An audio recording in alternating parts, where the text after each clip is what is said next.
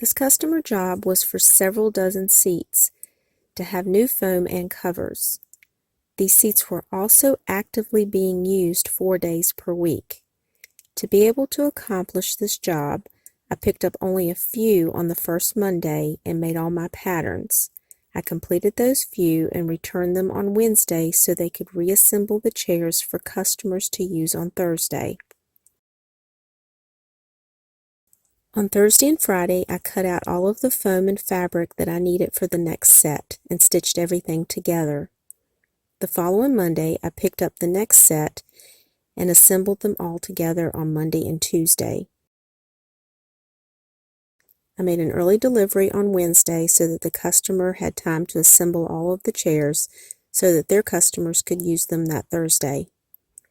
This continued for several weeks until the job was complete.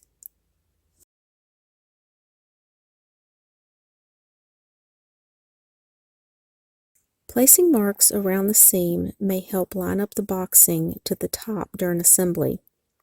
I didn't actually use these marks, but I am showing how to do it for new sewers to become comfortable with it.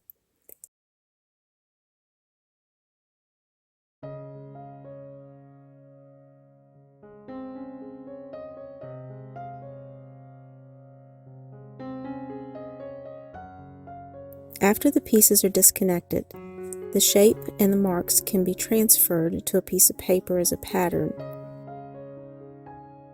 Fold it in half to verify that it's symmetrical. Please help support my channel by liking, subscribing, and commenting. I don't have a fancy setup for recording these videos, only my phone that's about 7 years old now. I love hearing from y'all.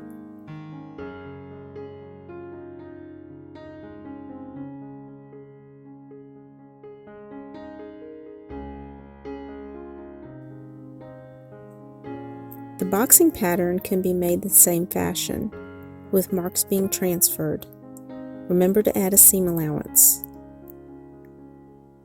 Or just measure the length and the height and cut them out.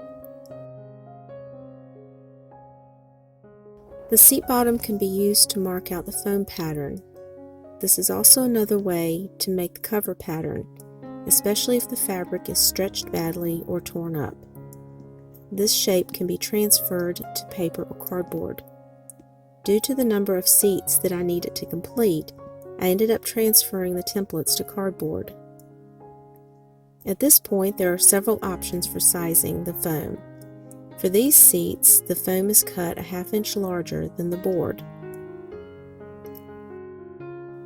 When transferring the seat pattern to fabric, account for any lines or patterns that may be on the fabric. This fabric doesn't look like it, but there is a noticeable thick weave to match. One method for lining it up is to use a square edge to be sure that the weave lines are straight. Another way to line up a pattern on the fabric is to fold the pattern in half. Find a straight line to follow or the center of the pattern, and then trace around the template.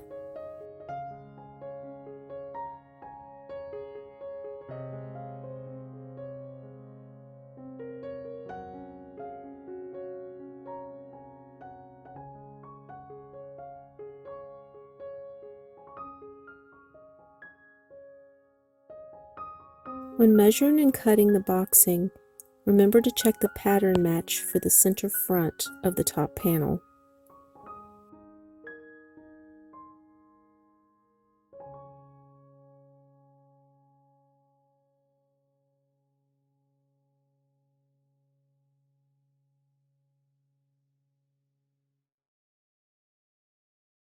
One method to add the boxing is to match marks and pin all the way around, clipping the corners as you go.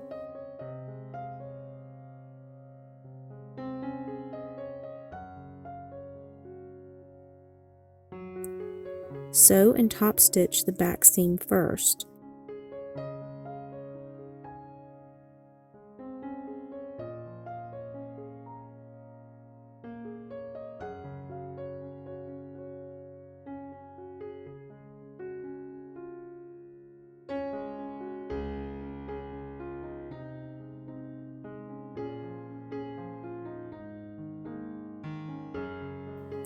Then stitch on the boxing, starting at the center front.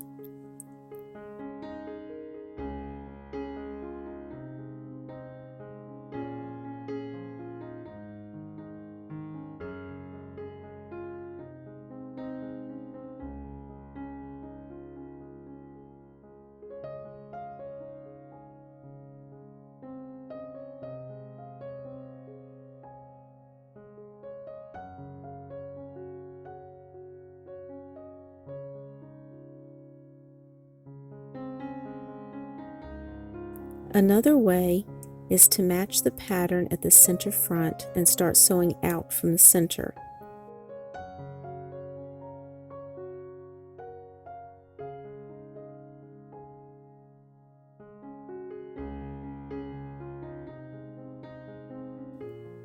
Remember to snip your corners to ease the boxing fabric around these curves. Stop about 2 inches from the back seam. Turn over and start stitching from the center in the other direction.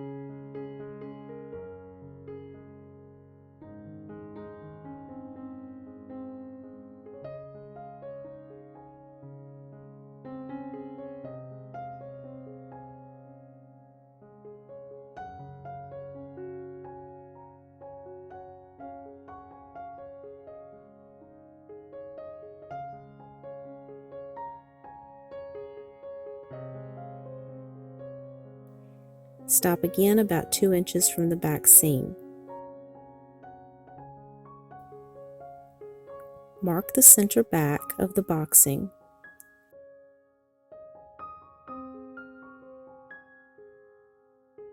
Stitch them together.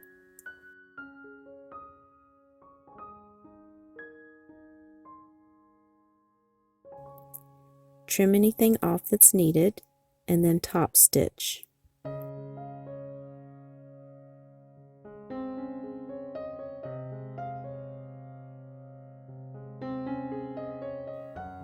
Then complete the assembly by stitching that back panel together.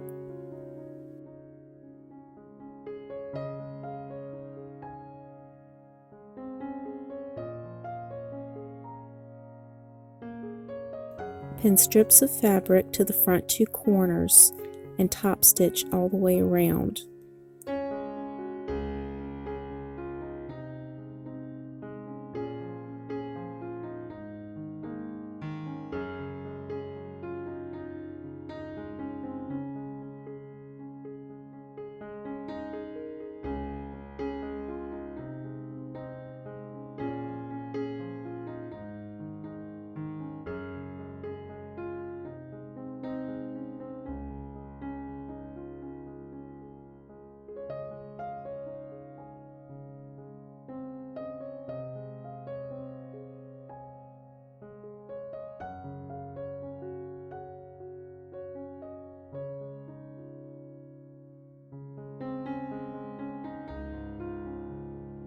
These strips are not necessary but can come in handy during assembly. Another way to add these tack strips is to stitch them into the seam allowance.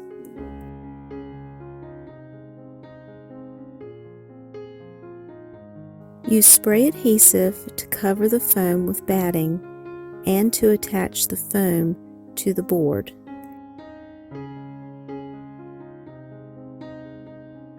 This keeps it from moving around while working the cover into place.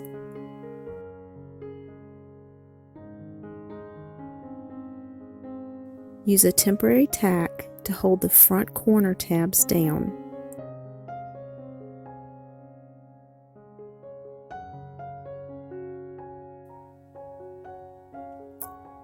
Now work the cover into place, stapling as you go. It should be quite snug for this type of chair.